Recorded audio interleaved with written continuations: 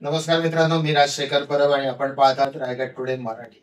काल दिनांक 21 मे रोजी रायगड टुडे न्यूज चॅनल तसेच ग्राहक रक्षक समिती यांच्या संयुक्त विद्यमानात जांभूळपाडा वराड येथील आदर्श बौद्धवाडी येथे व्हिजिट करण्यात आली आणि तेथील नागरिकांच्या विजेच्या संदर्भातल्या ज्या काही समस्या होत्या त्या समस्या समजावून घेण्यात आल्या। त्याचबरोबर ग्राहक रक्षक समिती व रायगड टुडे यांच्या संयुक्त विद्यमानात या संदर्भामध्ये जे काही प्रश्न तेथील नागरिकांचे होते त्या प्रश्नांवरती मार्ग काढण्याचं आश्वासन देखील तेथील नागरिकांना देण्यात आलं होतं। आज दिनांक 22 मे रोजी रायगड टुडे न्यूज व ग्राहक रक्षक समिती यांच्या संयुक्त विद्यमानात जांभूळपाडा महावितरण कार्यालयामध्ये भेट देण्यात आली व तेथील अभियंते श्री मंगेश राजगे यांच्याशी संवाद साधण्यात आला। त्याचबरोबर वराड आदर्श बौद्धवाडीमध्ये होत असलेल्या विजेच्या संदर्भामध्ये मंगेश राजगे यांच्यासोबत चर्चा करण्यात आली। त्याचबरोबर मंगेश राजगे यांच्याकडनं जाणून घेण्यात आलं की जांभूळपाडा येथील विद्युत पुरवठ्यासाठी किंवा सातत्याने होत असलेला विद्युत पुरवठा खंडित जो होत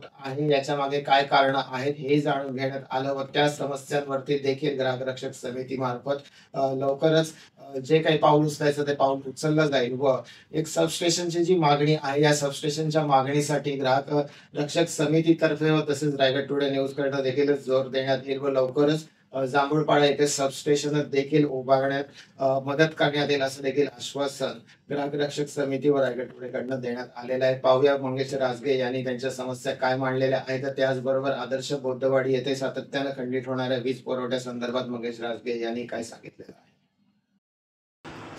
नमस्कार सर, सगळ्यात पहिले तर रायगड टुडे आपलं खूप खूप स्वागत। सुधागड तालुक्यामध्ये आणि खास करून वराड येथील जो आदर्श बौद्धवाडा आहे त्या संदर्भात आम्ही काल बातमी सादर केली होती आणि ह्या ज्या सुधागड तालुक्यामध्ये ज्या काही विजेच्या समस्या सुरू आहेत याला नेमकं काय कारण आहे? तुमच्याकडनं कुठे कमी पडते का? तुमच्याकडे कुठं साधनांची कमी आहे का फीडरची कमी आहे? नेमकं ह्या समस्या कशामुळे उद्भवत आहेत?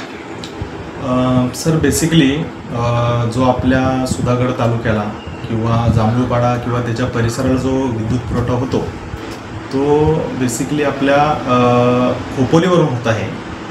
हा विद्युत पुरवठा जी वाहिनी करते ती वाहिनी जवळपास 100 ते 150 किलोमीटर इतक्या अंतराची आहे, कारण की आपल्याकडे जवळपास सबस्टेशनची अवेलेबिलिटी नाही, कमतरता आहे।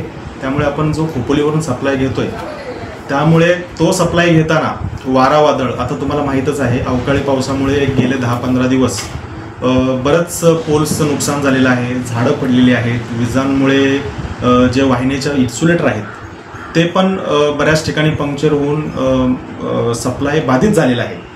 परंतु ह्या सर्व गोष्टींवर आमचे जे विद्युत कर्मचारी आहेत ते तत्परतेने रात्री अपरात्री ज्याप्रमाणे अवेलेबिलिटी असेल त्याप्रमाणे मेहनत घेऊन वीज पुरवठा कसा तात्काळ सुरळीत करता येईल याच्यासाठी अहोरात्र मेहनत घेत आहोत। दुसरी गोष्ट सांगायची झाली, इथे सबस्टेशनचं काम होणे गरजेचं आहे।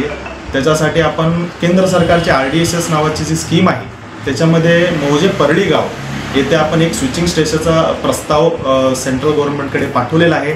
त्याचं प्रोग्रेस असं आहे की जागेची मोजणी झाली असून ती जागा महावितरण कंपनीच्या नावे हस्तांतरित पण झालेली आहे। त्यामुळे भविष्यात जेव्हा हे सबस्टेशन होईल तर ह्या ज्या गोष्टी आहेत वारंवार वीज जाणे किंवा ग्राहकाला ज्या विजेच्या बद्दल तक्रारी आहेत यातून समाधान निश्चितच मिळू शकेल याची मला खात्री आहे।